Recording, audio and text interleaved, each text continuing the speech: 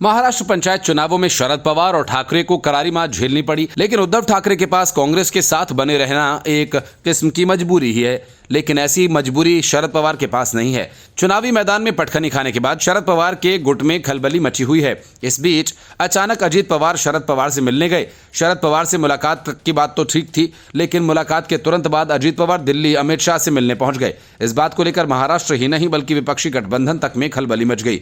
कहा जा रहा है कि चुनावी नतीजों के बाद शरद पवार कोई बड़ा फैसला करने के मूड में हैं। संभव है कि पार्टी के दोनों गुट एक बार फिर एक हो जाएं। अगर ऐसा हुआ तो विपक्षी गठबंधन के ताबूत में यह आखिरी कील साबित होगी, क्योंकि गठबंधन के कई दल पहले से ही आपस में झगड़ रहे हैं। अजीत पवार और अमित शाह की मुलाकात ऐसे समय में होगी जब अजीत पवार ग्रुप की दिल्ली में बैठक होने की संभावना है।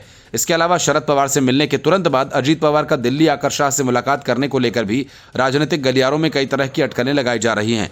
हालांकि तमाम अटकलों को खारिज करते हुए शरद पवार की बहन सरोज पाटिल ने कहा कि सारी मुलाकात पारिवारिक है। जन्मदिन की वजह से शरद पवार और अजीत पवार की प्रतापराव पवार के साथ घर पर मुलाकात हुई। उन्होंने कहा, हम जब मिलते हैं तो हंसते और एक दूसरे का मजाक बनाते हैं। हम बहुत खुश हैं, काफी लंबे समय के बाद मिले। शरद पवार गुट के नेता जयंत पाटिल ने कहा कि दोनों नेताओं में शरद पवार और अजीत पवार की मुलाकात पारिवारिक है, तो इसमें मैं क्या कह सकता हूं। मैं पार्टी का प्रदेश अध्यक्ष हूं, तो ऐसे में पार्टी को लेकर सवाल कीजिए। अजीत पवार मराठा आरक्षण के मुद्दे को लेकर अमित शाह से चर्चा कर सकते हैं। ऐसी संभावना इस कारण जताई जा रही है क्योंकि आरक्षण को लेकर आंदोलन तेज होता जा रहा है। मनोज जरांगे ने कहा कि वे मराठा समुदाय के लिए आरक्षण की अपनी मांग को लेकर जागरूकता बढ़ाने के लिए 15 नवंबर से महाराष्ट्र के विभिन्न हिस्सों का दौरा करेंगे। अजीत पवार के नेतृत्व में कई विधायकों ने कुछ महीने पहले ही बगावत कर दी थी।